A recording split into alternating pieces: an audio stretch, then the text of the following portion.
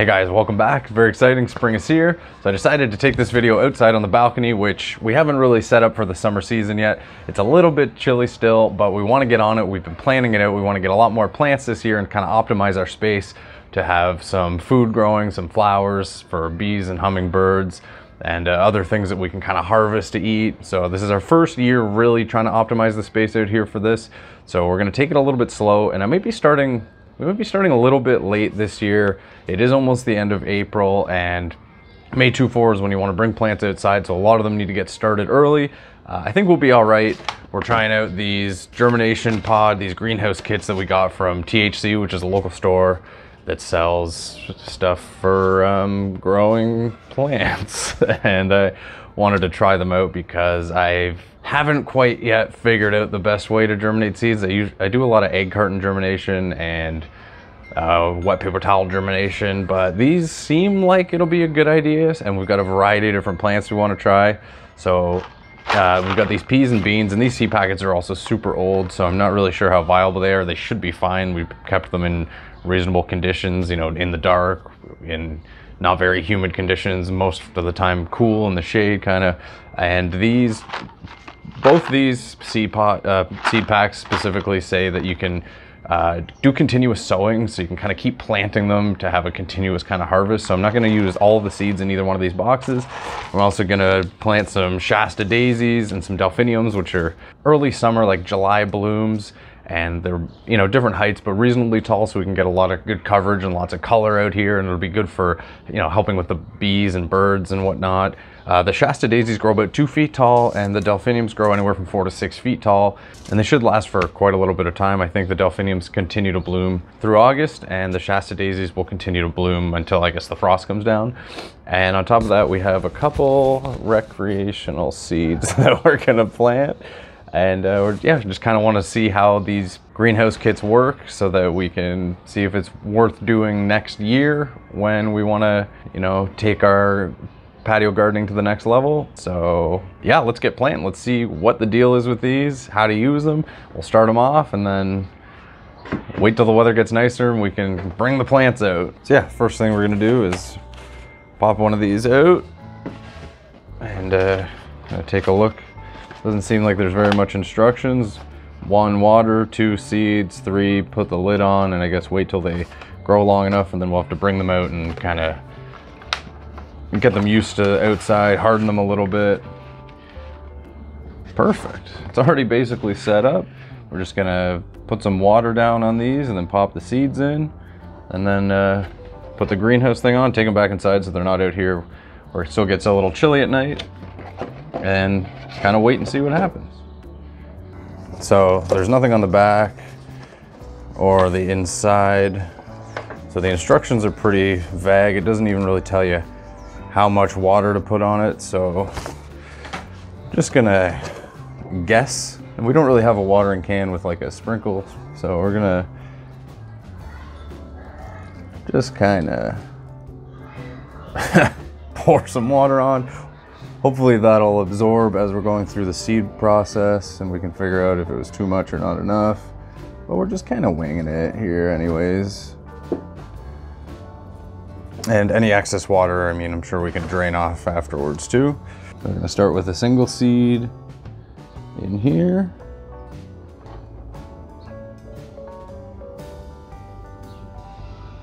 Doesn't really seem like it wants to go in.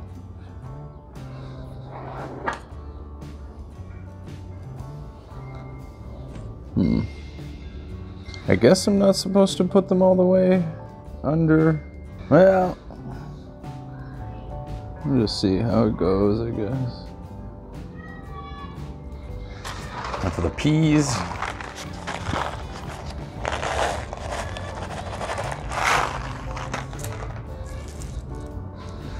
do a couple peas.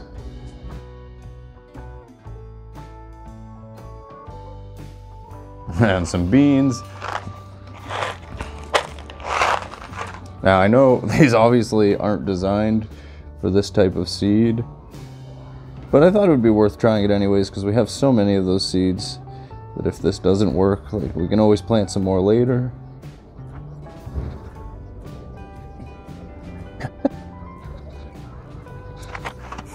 Now we're gonna take some Shasta daisy seeds.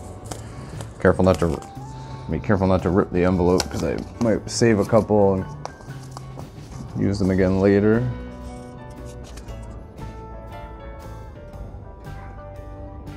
I'm gonna put a fairly decent amount in here. We want to make sure we get some plants. And I'm gonna save the rest, and we might even sow these straight into the ground later. Or we might try a bunch of these not in these seed pods just to make sure we have multiple sources of plants so that we have a higher success rate of having them bloom. Here's the delphiniums coming in.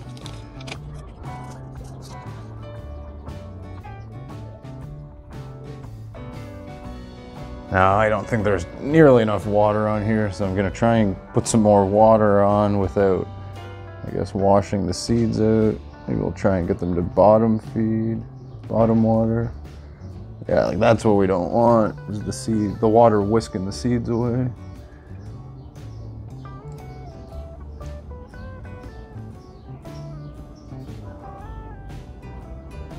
Oh, that's exactly what we didn't want.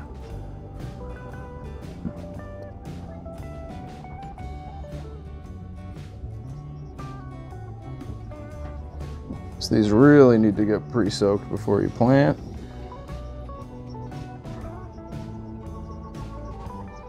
Okay, so we'll just wait for that water to settle down and soak up, reposition our seeds, maybe do it again.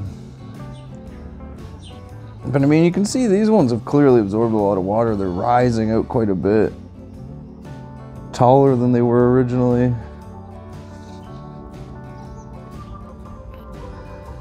Yeah, I think we need a lot more water. I'm gonna try bottom watering them from underneath again to let it absorb in without disturbing the seeds.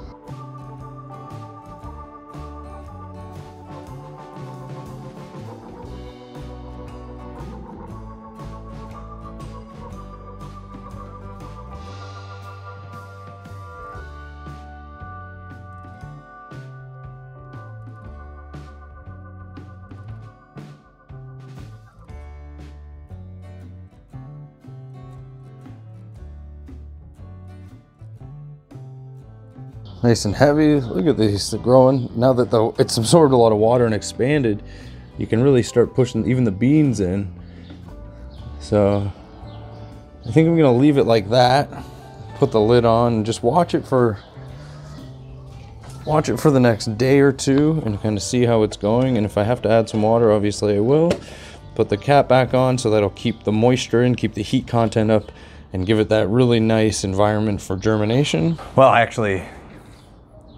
had no idea what to expect from these. They're obviously made to germinate a specific kind of seed, but I thought it was gonna be really easy. It was a bit complicated. The instructions are very unclear, but definitely if you're gonna try these, soak them first.